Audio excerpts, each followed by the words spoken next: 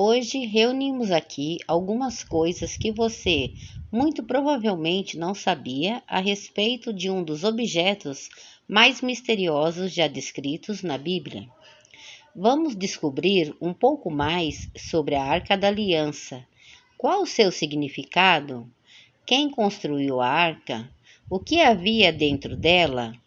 Quem podia tocar na arca? Onde está hoje?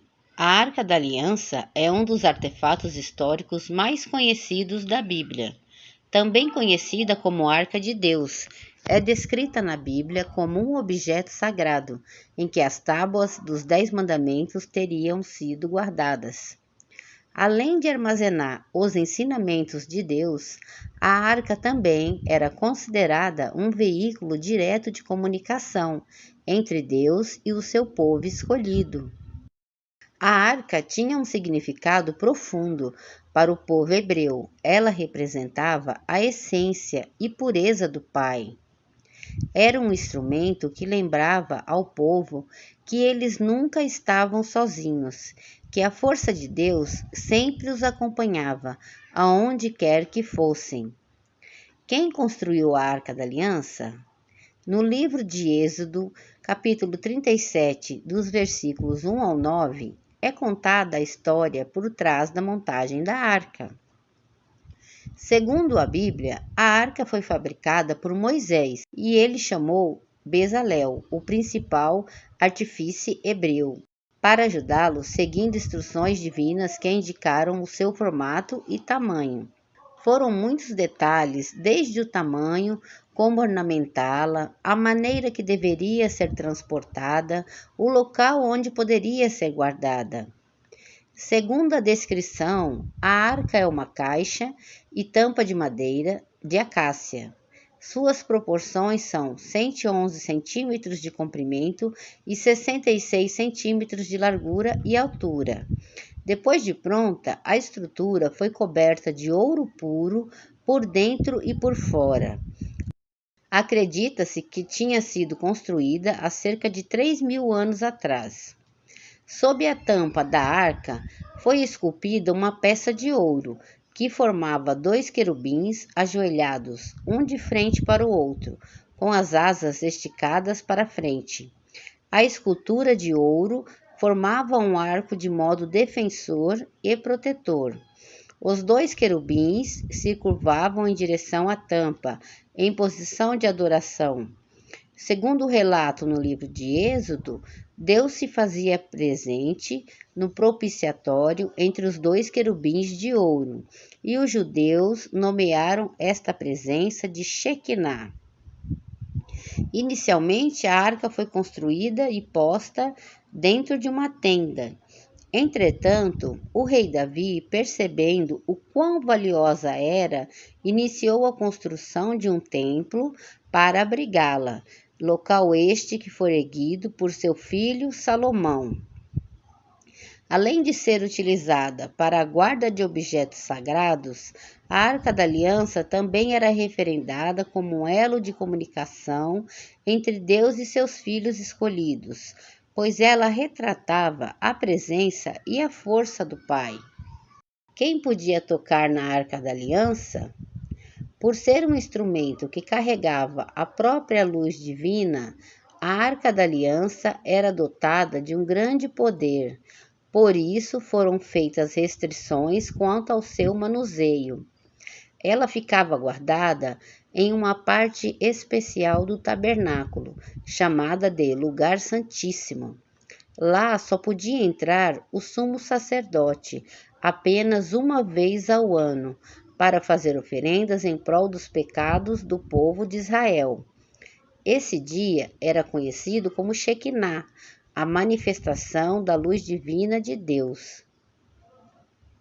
O que tinha dentro da Arca da Aliança? A Arca da Aliança carregava em seu interior 3 objetos: as tábuas com os 10 mandamentos, um jarro de maná e a vara de Araão. O significado dos objetos da Arca da Aliança. O primeiro deles são as tábuas nos quais Deus escreveu seus mandamentos, algo que representava a lei que deveria ser seguida. O segundo era um jarro de maná, para lembrar que Deus nunca deixaria de prover o seu povo.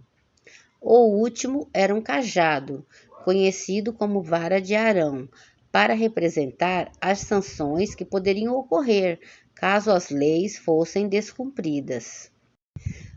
Os escolhidos. O objeto era tão sagrado que somente os sacerdotes levitas escolhidos poderiam tocar e transportar a Arca da Aliança. Quando a luz de Shekinah se manifestava e entrava no templo sagrado, apenas o sumo sacerdote poderia estar presente. Caso o sacerdote escolhido estivesse em pecado, ele morreria instantaneamente. O roubo da arca. Segundo relatos bíblicos, o objeto sagrado foi roubado pelos povos inimigos de Israel, os povos filisteus. Os filisteus sofreram de muitas doenças enquanto tinham a arca em seu poder. Isso porque qualquer homem que a tocasse e não fosse levita ou sacerdote morria. Então, com as terríveis doenças causadas pela presença da arca, os filisteus tiveram que se livrar do objeto de adoração. Foi quando a arca foi enviada para a cidade de Gate, mas lá o objeto também foi rejeitado e então devolvido ao povo de Israel.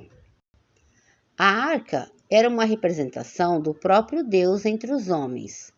A crença da presença de Deus fez com que os hebreus carregassem o objeto à frente de seus exércitos nas batalhas. Era considerado um amuleto. No começo, apenas a presença da arca já era o suficiente para os hebreus exterminarem exércitos inimigos inteiros, mas quando não a levavam, eram frequentemente derrotados. Onde está atualmente a Arca da Aliança? Com a invasão de Nabucodonosor ao reino de Judá, muitos objetos foram perdidos ou levados para a Babilônia. Há quem diga que a arca ficou escondida em uma caverna. Entretanto, desde então não é mais vista. Hoje, a Arca da Aliança é considerada um dos objetos arqueológicos mais procurados pela humanidade, com paradeiro ainda indefinido.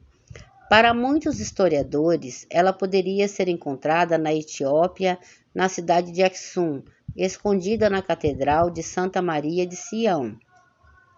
Eles acreditam que o objeto tenha sido levado para lá pelo filho do rei Salomão, com a rainha de Sabá, e estaria guardado sob os cuidados de um único sacerdote. E você, já conhecia a Arca da Aliança? Conta pra gente nos comentários e compartilhe com os seus amigos.